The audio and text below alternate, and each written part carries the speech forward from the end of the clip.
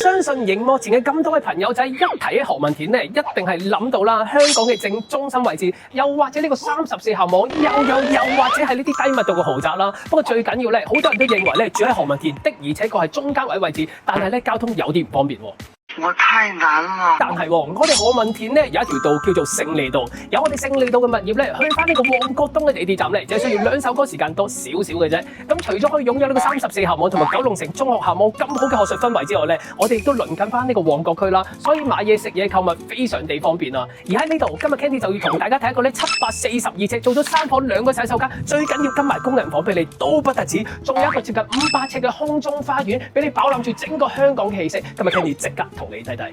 走。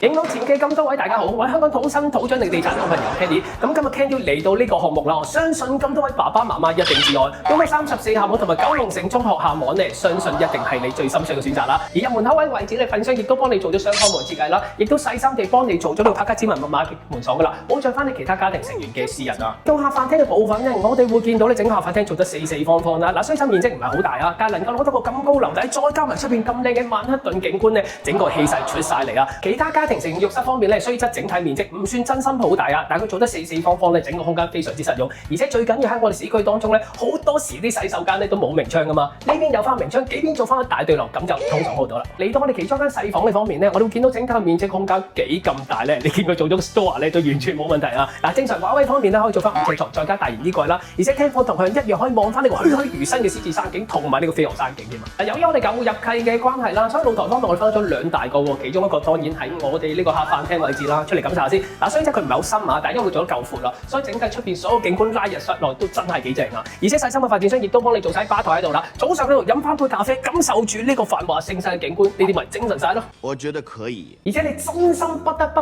佩服呢個發展商啊，700幾尺咁壓縮嘅空間做3房俾你已經難㗎啦，短走廊嘅位置已經幫你做咗1個廚房、2個睡房同埋1個浴室啦。先睇下我哋女士或者應該叫工人小天地先啦，嚟到你工人努力嘅廚房位置啦，嗱，入到嚟整體面積空間當然相當地大啦，一個大 U 字形俾你用盡晒之餘咧，由於我哋樓底真心十分高啊，所以你會見到呢吊櫃咧，整體儲物量空間都是驚人嘅。有你入邊嘅廚房電器品牌，全部都最頂級，法國再加德國品牌，Miele嘅抽油煙機啦、4爐頭啦、3支嘅紅酒櫃啦、微波爐、焗爐啦、雪櫃啦，全部一應俱全啊！呢一間細房咧，整體面積空間要得翻4尺床，大型衣櫃絕對冇問題。而你最估唔到咧，原來我哋 Storm 就擠咗喺呢個位置啦。咁呢個位置空間咧，如果你做翻個小型嘅衣帽間咧，係絕對冇問題啊！嚟到我哋主人房部分啦，先睇浴室先啦。嗱，浴室咧都係做咗企缸乾濕分離嘅，整體面積空間同我哋家庭成員嗰個大致上差唔多，但係做咗3面嘅大鏡櫃啦，有個對流窗咧，有效地令到你整個睡房嘅對流性即刻大增啊！